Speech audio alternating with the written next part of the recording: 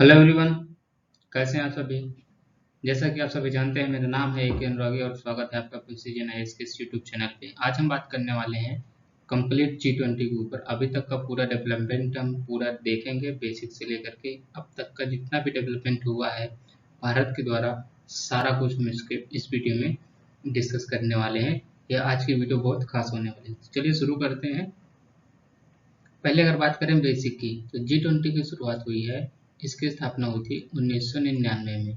इसके अंतर्गत क्या होता है, जो देश के जो 20 देश हैं, ये जो 20 देश हैं इसके अंतर्गत विदेश सॉरी यहाँ पे वित्त मंत्री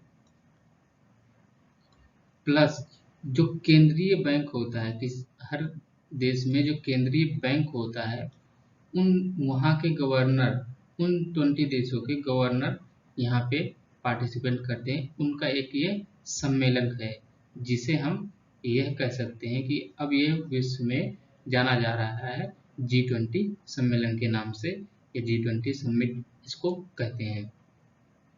तो ये तो रहा इसका बेसिक। लेकिन इसकी फर्स्ट मीटिंग कब हुई थी?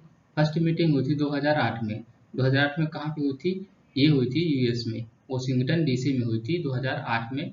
इसकी प्रॉपर मीटिंग हुई थी, तब से ये one by one her countries के द्वारा कराया जाता है। लेकिन अगर रिसेंट कुछ बात करें, जैसे कि अगर हम बात करें कि 2020 से लेकर के अब तक देखा जाए, तो 2020 में सऊदी अरब के द्वारा यहाँ पे होस्ट किया गया था। फिर अगर 2021 में अगर बात करें, तो यहाँ पे इटली के द्वारा G20 समिट को यहाँ पे होस्ट किया गया। 22 वाला आप सब जानते हैं, जैसे कि 2022 का इंडोनेशिया के द्वारा यहाँ पे किया गया होस्ट। और आप 2023 का जान ही रहे हैं, भारत है। और 2024 में आप जो अगली मीटिंग होगी वो कहाँ पे होगी? ब्राजील में। तो ये कुछ रिसेंट जो अभी तक की जो डेवलपमेंट हुई है, इसका कुछ बेसिक रहा। लेकिन इससे कुछ जुड़े भी बात भी हैं, जैसे आप यहाँ पे देख सकते हैं प्रेसिडेंट ऑफ भारत लिखा हुआ। अभी आपने इस सब के बारे में भारत वर्सेस इंडिया का एक जो डिबेट चल रखा था, इसी G20 से लेकर इसका ओरिजिन होता है। तो इसको हम देखेंगे, इसका एक हिस्टोरिक मोमेंट देखेंगे, प्लस जो हमारे कॉन्स्टिट्यूशन में कहा गया है उसमें क्या कहा गया है। जैसे हम आर्टिकल 1 की बात करते हैं, तो उसमें क्या कहा गया है, इसको भी अभी हम इसी वीडियो में समझने वाले हैं। तो अगर बात करें भारत शब्द की, अगर हम यहाँ पे भारत वर्सेस जो इंडिया का जो डिबेट है, अगर भारत वर्सेस इंडिया के डिबेट को देखा जाए, तो आप यहाँ पे देखेंगे जो भारत है, जो पर्टिकुलर आप भारत वर्ड यूज करते हैं, तो ये किसको डिनोट करता है, ये किससे रिप्रेजेंट करता है? ये रिप्रेजेंट करता है धार्मिक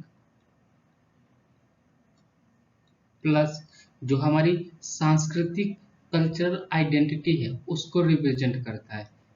यहाँ पे सांस्कृतिक, ये जो भारत वर्ड है ये हमारी धार्मिक और सांस्कृतिक आइडेंटिटी को रिप्रेजेंट करता है। जैसे अगर कुछ उदाहरण की बात करें, आपने सबसे एंसेंट लिटरेचर में देखा होगा ऋग्वेद, सबसे पुराना है ऋग्वेद। तो उसमें क्या है, उसमें एक जिक्र मिलता है भारत, उसमें भारत नाम का जिक्र मिलता है। तो वहां पे क्या मिलता है, भारत एक जनजाति के द्वारा, जनजाति थी, उसको यहाँ पे रिप्रेजेंट किया गया है ऋग्वेद में। तो देखिए हमारे लिटरेचर में भी, इसको वेदों में भी देखने को मिलता है। फिर और देखा जाए, जैसे कि महाभारत, जैसे कि हम बात करते हैं महाभारत की, तो वहां पे भी भारत को भारतवर्ष के नाम से यहाँ पे प्रेजेंट किया गया है। भारत वर्ष के नाम से प्रेजेंट यहाँ पे किया गया है। तो ये एक उदाहरण यहाँ पे आप दे सकते हैं। भारत हमारी जो सांस्कृतिक विरासत है उसको यहाँ पे आइडेंटिफाई करता है, उसको यहाँ पे रिप्रेजेंट करता है। लेकिन अगर बात करें इंडिया की, तो इंडिया क्या डिनोट करता है, इंडिया क्या रिप्रेजेंट करता है? अगर इंडिया की बात करें तो इंडिया क्या है, ये एक हमें एक जियोग्राफिकल यहाँ पे आइडेंटिटी प्रोवाइड करता है। अब जैसे हम इंडिया की बात करते हैं, तो जो भौगोलिक क्षेत्र है हमारा, उसको यहाँ पे रिप्रेजेंट किया जाता है, यानी कि जियोग्राफिकल आइडेंटिटी यहाँ पे इंडिया जो वर्ड है पर्टिकुलर, इससे रिप्रेजेंट होता है। तो आपने देख लिया। फिर अगर बात करें, जैसे कि आपने देखा होगा जो हिंदुस्तान शब्द है, हिंदुस्तान शब्द जो है ये, इसको भी हम अभी यहीं पे डिस्कस कर लेते हैं। जैसे जैसे हिंदुस्तान जो वर्ड है, इनिशियल स्टेज में जो ईरान के द्वारा यहाँ पे, जो ईरान ईरान का जो साम्राज्य था उनके द्वारा यहाँ पे जो भारत के जो उत्तर पश्चिमी इलाके में रहने वाले जो लोग थे, इसको उन्होंने हिंदू नाम दिया था, जो कि इंडस का एक फारसी रूप था। तो जो ईरान के जो वहाँ ईरान के जो, जैसे कि ईरान से हमारे बहुत सारे व्यापार वगैरह होते थे, तो उनसे कल्चरल आइडेंटिटी हमारी जब शेयर होती थी, तो उन्होंने क्या नाम दिया था, हिंदू नाम दिया था। जैसे कि आपने क्लास 6 की एनसीईआरटी में आपने पढ़ा होगा, क्लास 6 की एनसीईआरटी में ये जो मैं कॉन्सेप्ट बता रहा हूँ हिंदुस्तान का, वहाँ पे लिखा हुआ है, पहले ही चैप्टर में दिया गया है कि हिंदुस्तान, भारत, इंडिया कैसे नाम पड़ा।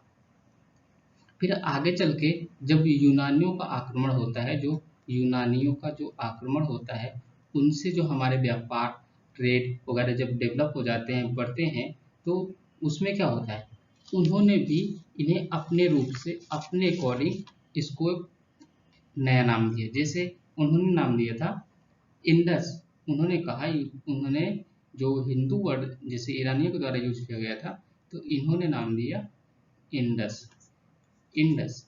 तो इंडस कहा, यहाँ पे इंडस उन्होंने कहा। जो इंडस प्रोनाउंसिएशन के अकॉर्डिंग बदलते बदलते टाइम के अकॉर्डिंग, जैसे इंडस है, तो जब लंबे टाइम में जब ये वर्ड यूज किया गया, तो भारत जो यहाँ पे वर्ड था, तो यूनानियों ने इंडस यूज किया। इसके साथ साथ यहाँ पे जो इंडस है, टाइम के साथ डेवलप हो गया, ये इंडिया में डेवलप हो गया, यहाँ पे इंडिया में ये वर्ड डेवलप हो गया। तो ये पूरा रहा। फिर लेकिन संविधान में, संविधान सभा में कौन सा डिबेट चला होगा कि जब भारत शब्द को लेकर के या इंडिया शब्द को लेकर के जो यहाँ पे हिंदुस्तान शब्द था, तो 3 वर्ड आ गए, लेकिन जो संविधान सभा थी, वहां पे भी इसको डिस्कस किया गया था।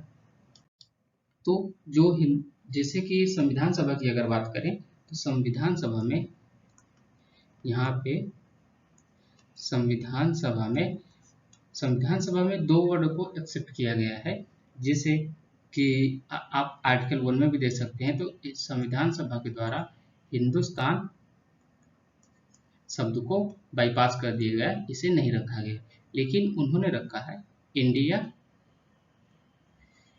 That is Bharat. ये आप आर्टिकल 1 में भी देख सकते हैं। तो संविधान सभा में इसको स्वीकार किया गया था। लेकिन अगर बात करें, अब संविधान सभा की बात हो रही है, तो यहाँ पे संविधान का भी देख लेते हैं। जैसे आर्टिकल 1 है, जो आर्टिकल 1 है, इसमें क्या कहा गया है, इसमें कहा गया है जैसे संघ का नाम और इसके जो क्षेत्र हैं, इसके जो क्षेत्र है आर्टिकल 1 में कहा गया। लेकिन और आर्टिकल 1 के अंतर्गत जाएंगे, तो 1-2 के अंतर्गत जब देखेंगे, तो वहां पे लिखा हुआ है इंडिया, डेट इज भारत, यानी भारत राज्यों का संघ होगा। यहाँ पे भारत राज्यों का संघ होगा, ये वहां पे लिखा होगा। फिर अगर और डीप में जाएंगे, आर्टिकल 1 में ही 1(3) में लिखा हुआ है कि जो भारतीय क्षेत्र होगा, जो भारतीय क्षेत्र होगा, वो 3 हिस्सों में होगा। जैसे कि भारत के कुछ जो राज्य होंगे, फिर यूटीज होंगी, फिर इसके बाद जो भविष्य में जो भारत के द्वारा अर्जित किए जाएंगे, अधिकृत किए जाएंगे। जैसे अगर यहाँ पे एग्जाम्पल की बात करें, जैसे कि आप बात कर सकते हैं गोवा, पुदुचेरी, फिर आप यहाँ पे सिक्किम की बात कर सकते हैं, सिक्किम, पुदुचेरी। तो ये क्या किए गए हैं, भविष्य में जो भारत के द्वारा उनको अधिकृत किया जाएगा, ऐसे क्षेत्र को इसमें शामिल किया जाएगा। तो वो किस में आएगा, आर्टिकल 1(3) के अंतर्गत इसको समाहित किया जाएगा। तो ये हमारा कुछ रहा इससे रिलेटेड। लेकिन इससे संबंधित कुछ सुप्रीम कोर्ट के द्वारा भी तो कुछ कहा गया, क्योंकि समय समय पर इसमें PIL दायर किए जाते हैं कि हमें इंडिया शब्द को हटा देना चाहिए, नहीं यूज करना चाहिए। जैसे बात करें 2020 की, तो 2020 में एक पिटीशन दायर की गई, उसमें कहा गया था कि देश का नाम इंडिया ना हो। जैसे उसमें फिर जो पिटिशनर थे उनको कहा गया था, उनके द्वारा कहा गया कि हमें हिंदुस्तान शब्द या भारत रखा जाना चाहिए। क्यों? क्योंकि इससे हमें प्राइड फील होता है और हमारी जो नेशनैलिटी है ये डिटरमाइंड होती है। इंडिया शब्द से हमें एक कॉलोनियल एक माइंडसेट जनरेट होता है, और इसको देखते हुए जो 2020 में जो सुप्रीम कोर्ट के चीफ जस्टिस थे, इसे बोर्डवे, यहाँ पे SA बोर्डवे,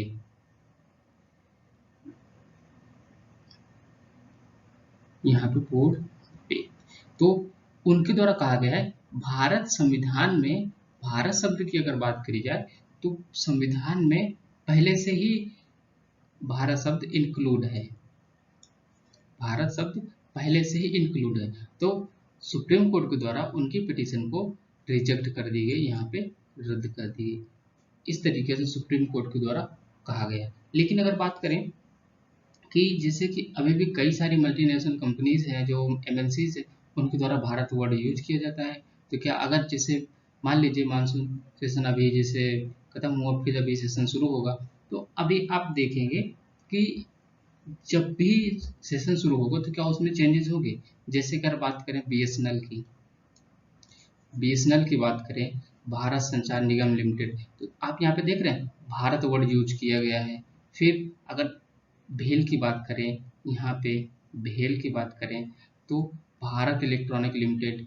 तो आप इस तरीके से देख सकते हैं कई सारी ऐसी संस्थान हैं जो भारत वर्ड का यूज करती हैं। लेकिन कई सारी ऐसे संस्थान भी हैं, अगर जैसे मान लीजिए अगर भारत वर्ड नाम रख भी दिया जाता है, देश का नाम भारत रख दिया जाता है और बाईपास कर दिया जाता है इंडिया वर्ड को, तो चैलेंज क्या होगा। जैसे इसरो की बात करें, अभी हाल ही में चंद्रयान-3 आपने देखा होगा, इसरो, तो यहाँ पे आप देख सकते हैं इंडियन स्पेस रिसर्च ऑर्गेनाइजेशन, तो यहाँ पे देख रहे हैं इंडियन आ रहा है। फिर इसी तरह बात करें IIT की बात करें तो इंडियन इंस्टीट्यूट ऑफ टेक्नोलॉजी, आप ऐसे देख सकते हैं। फिर अगर बात करें जो इंडियन ओशियन है, यानी कि जो हिंद महासागर है, तो उसका क्या नाम बदला जाएगा। तो ये कुछ ओवरऑल कुछ इशू हैं जो हमने अब तक के पूरे इस वीडियो में डिस्कस किया। अब बात करेंगे, अब अगली जो हमारी स्लाइड होगी उसमें हम बात करेंगे G20 की।